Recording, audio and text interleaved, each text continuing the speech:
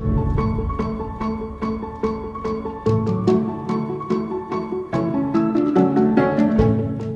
would love for you to share a little bit about the ROI Workbook and give me some, high points of what it is, what's it intended to do, and why you think it's a game changer.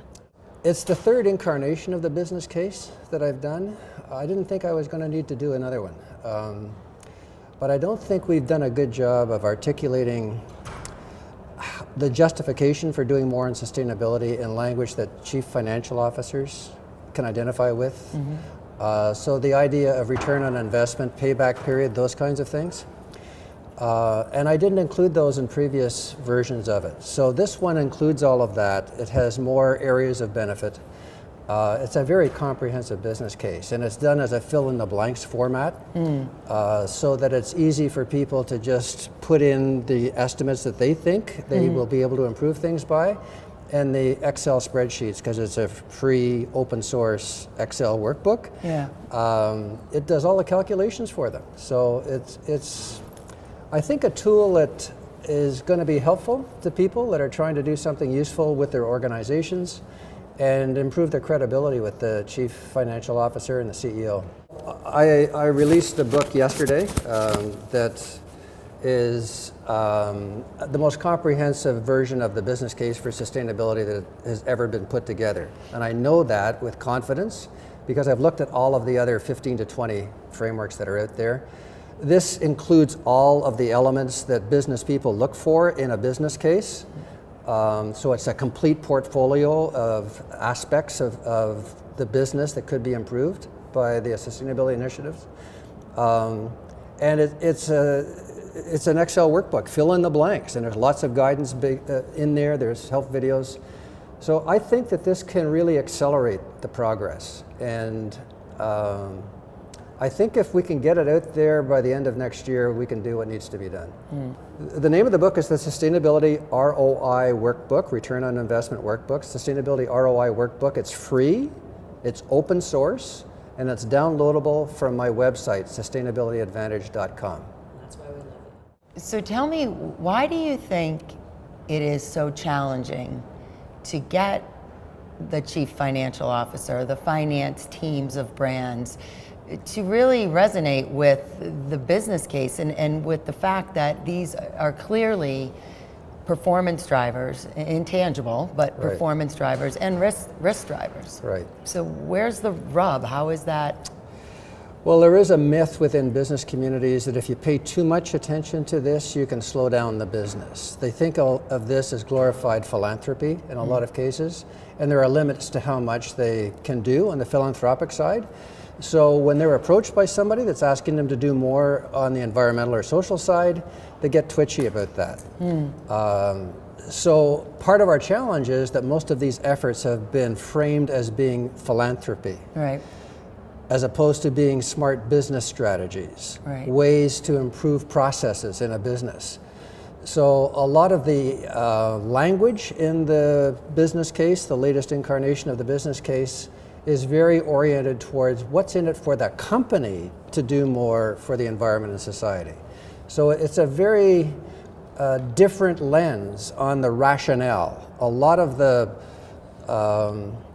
sustainability champions, as I call them, have been relying on one of the three justifications that are used in a business situation for doing anything, and that's do the right thing. Right. And that's worked for some companies that are already kind of on that wavelength. But I think we need to have the other two justifications, which is capture opportunities and avoid risks, and be able to monetize those so that it's a little bit more intuitively obvious to people that are making hard-nosed business decisions that this is a smart business decision to make, because it's not only good for the causes, it's good for the company. So to me, mitigating risk is an inherent piece of a CFO's role in an organization, and in the CPA profession as well. So the mitigation of risk, especially future risk, is one thing they are absolutely charged with doing. Right. So how do we call out those risks more profoundly and put some narrative around it so that it can really make a compelling reason to really start to look at this with some sincere efforts. Yeah, I think we have to honor the way in which they normally look at risk for any big project, which is how big a contingency fund they have to set up to make sure that any unanticipated delays or expenses are covered. But there's a different kind of risk that I think we have to help them see as well, which is the risk of doing nothing. The risk of not doing something, which has always been way in the background, but they need to understand that this is not a neutral decision that they're making. If they decide not to do more on the environment and society, they may find that some of their expenses go up on energy and materials in particular. They may find that customers who are looking for companies that care about this stuff go somewhere else so they can have a revenue hit. So the risk of not doing something is an important part of the mix of elements in the business case. So when companies talk about risk, enterprise risk management, ERM, that kind of thing, they normally think of the risk of doing something, but you get into the scenario planning kind of mentality of what if you didn't do it? What would this mean 5 years, 10 years from now, or next year?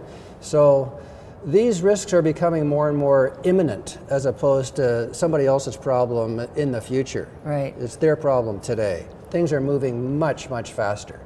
And they need to understand that these boomerangs that can happen on some of these impacts from society and from the environment could happen a lot sooner than they might have originally thought. So another myth that I'd like you to address is it seems, and what I hear a lot is that this is for publicly traded companies. Private companies, we're a private company. We don't need to report these things. We don't have to file 10K reports. You know, so sustainability and all these things we're talking about is irrelevant to us.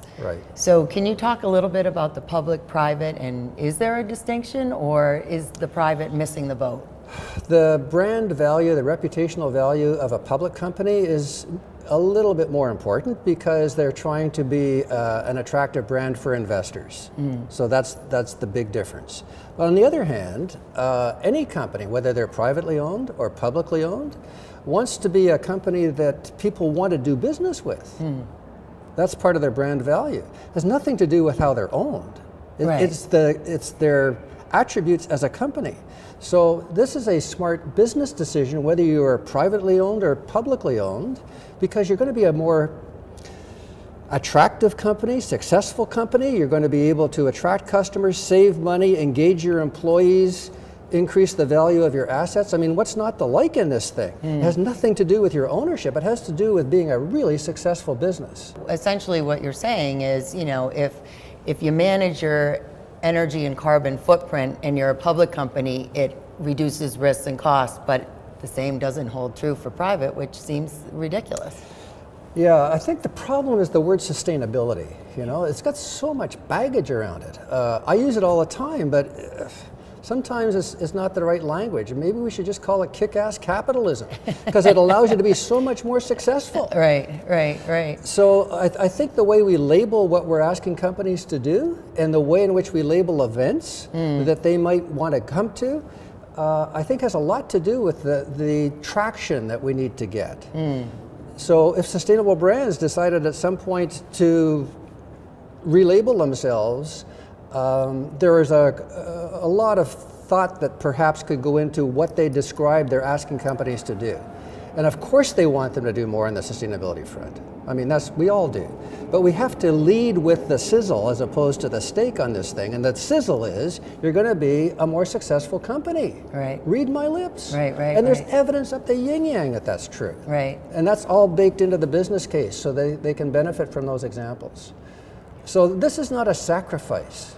This is not a sacrifice. It's an engine for all of the things that businesses care about.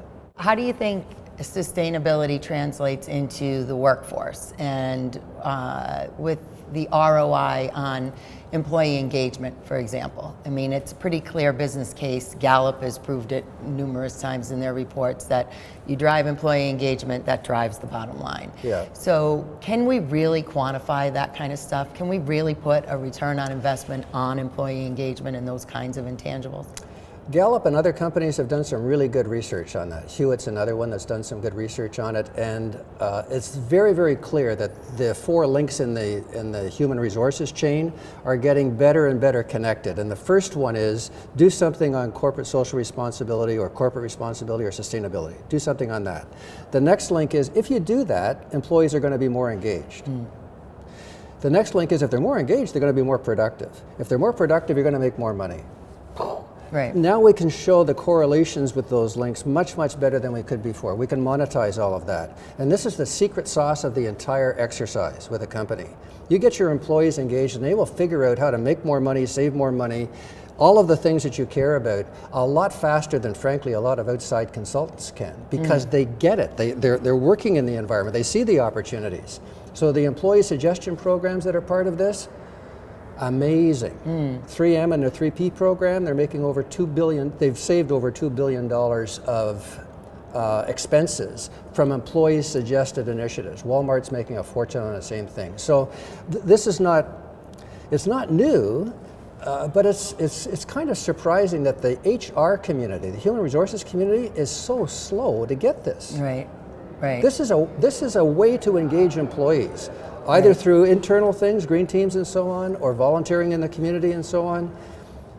Employees are ready for this, and it's not just millennials, it's everybody. Right, right. You know, that brings up an interesting point. So around the employee engagement and around quantifying that as human capital.